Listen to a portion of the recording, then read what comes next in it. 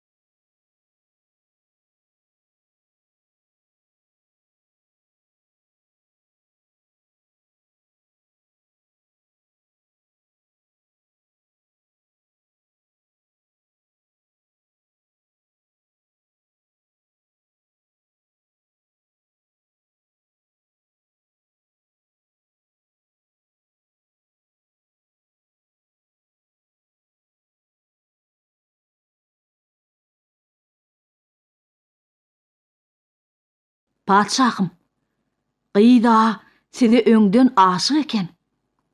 Padşah 18 öküzçe, 25 öküz, 60 nogta, 70 agta bersin. Şu zatlary getiren güni oňa aýal boljak diýip aýtdy. Ýanyňyza gelmeýänkek, gyýdyň aýdan zatlaryny ýurtdan ýygnadyk. Padşahym, toý tutuber diýipdirler. Köp çarşenbäni başdan geçiren, danalan maslahatlarynyň gulagy ganan padşah, gyýdyň şertiniň düýbüniň çöplüdigine akyl ýetiripdir. Ol ýüzleri otda daglanan kelle ýaly ýyrşyryp duran wezir wekillerine gyýd kyn şert goýan eken. Ol işden urupdyr. Gyýdyň 18 öküzçe diýdigi, padşah 18 ýaşynda bolsady diýdigi. 25 öküz diýdigi, iň bolmanyna 25 ýaşy bolsady, şo ýaşda adam garadan gaýtmaz bolýandyr diýdigi. 60 nogtasam, padşah 60 ýaşapdyr.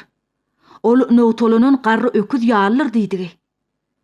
70 agta diýdigem, ol garrap 70'e ýeter. Ondan soň ol biçilen agta öküze dönür diýdigi diýip, gyýdyň salgydynyň manysyny çözläpdir.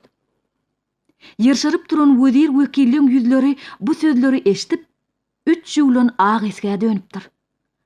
Olar ikeplenip, gaýtmak bilen urupdyrlar. Padşah bolýa. Gyýdan umydyny üzüp, garrylygyny boýnuna alan padşah, güllerde bir gün maňa nesip etmedik gyrnak, gynanyp ölsün diýip, onu zor bilen başga bir ýurduň padşahyna satyp goýberipdir. Bu padşahda zalimlikda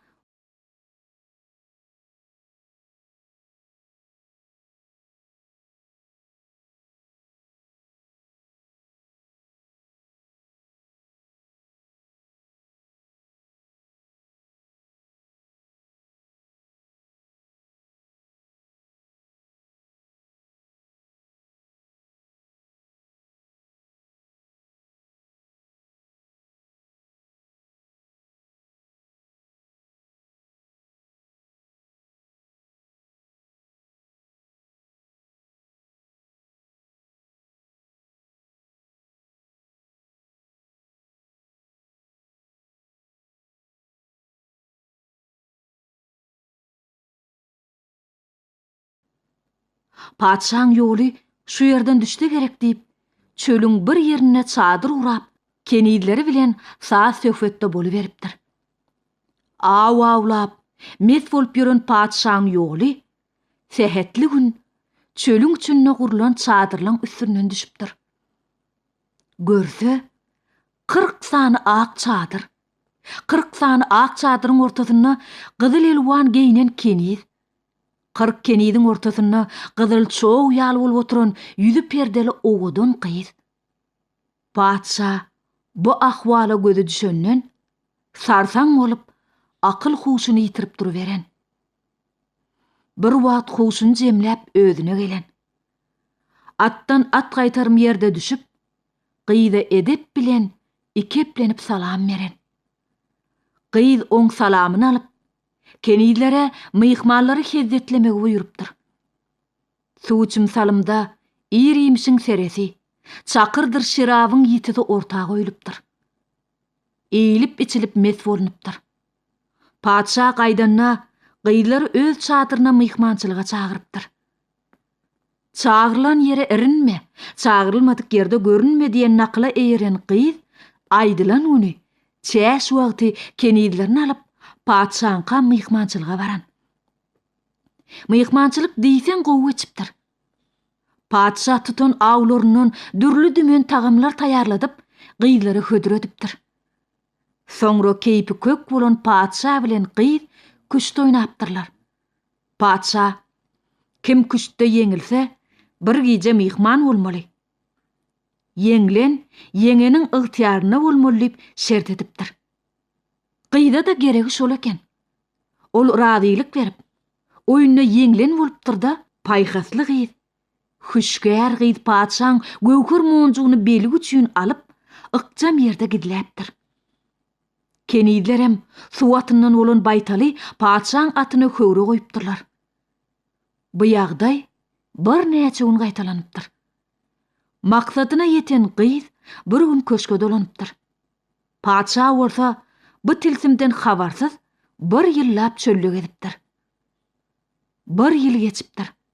Padşa awdan ýurduna dolanyp gyzdan habar alypdyr. Baýtaly taýlapdyr. Muny gören padşa akyl huşuny ýitirip, gahar gazaba minipdir. Jellat diýip gyýgyrypdyr. Jellat derhal bolupdyr. Şo wagt kenizleň baş tutany orta düşüp, bolan işleri birin padşa aýdypdyr. Padşa bolýa, özüm münkür, hemem zalim bolýa. Ol ynanmandyr.